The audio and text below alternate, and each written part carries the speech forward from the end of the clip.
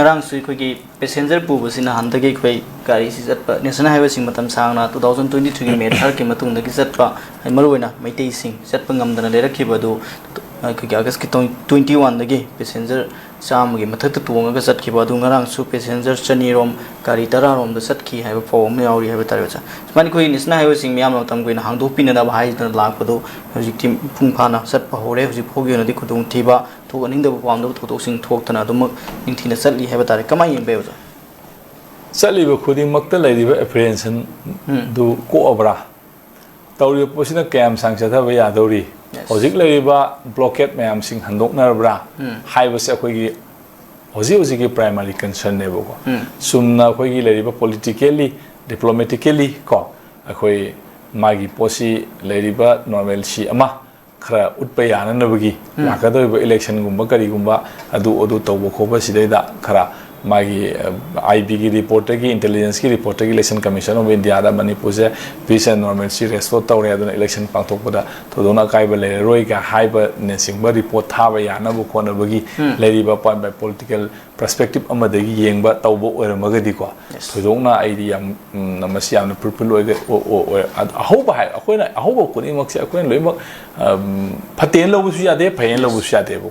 ado lady ba pot puna maksya koina hojiki oina di satpa yaram da pot ama yarei ba haiba sidi manglum sangan ba step amane di logadam ne but criticism de dum lady ba people sing da kayam magi apprehension du kayam handhare ande kamai tawre khole haiba na sing dum lady kayam kuina sa thaga dori haiba ma lady wari ba then hojik lady ba khoi gi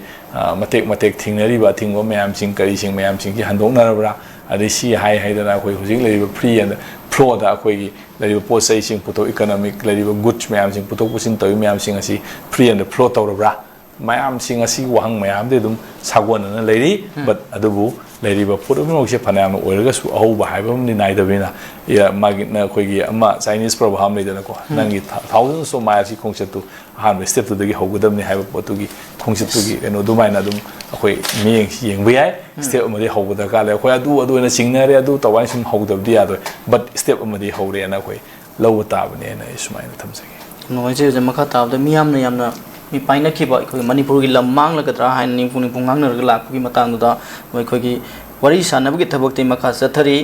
lam pitok pisin gi yana budi leite haina ministry of external affairs na singdorok pugi paw mai khoi gi maroi na khoi gi india myanmar ngam khoi da maroi na manipur sector gi kabu tampak ki akoi bada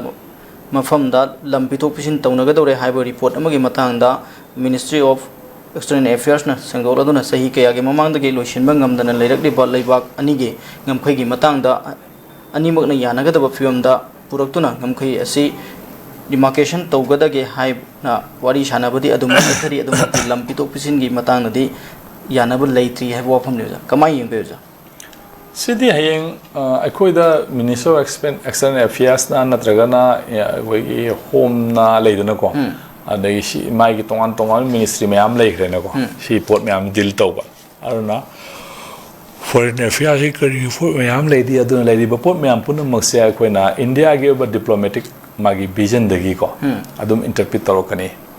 akoina pen da bai na tongan bumni maram de akoina hayo pun makse akoina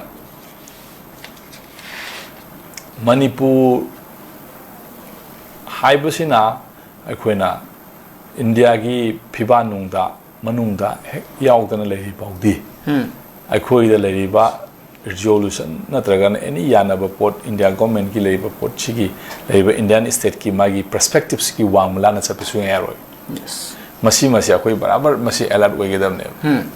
natradi akoina akoigi adubu hari ba portu akoigi apam badu government of India thaba unthorok pada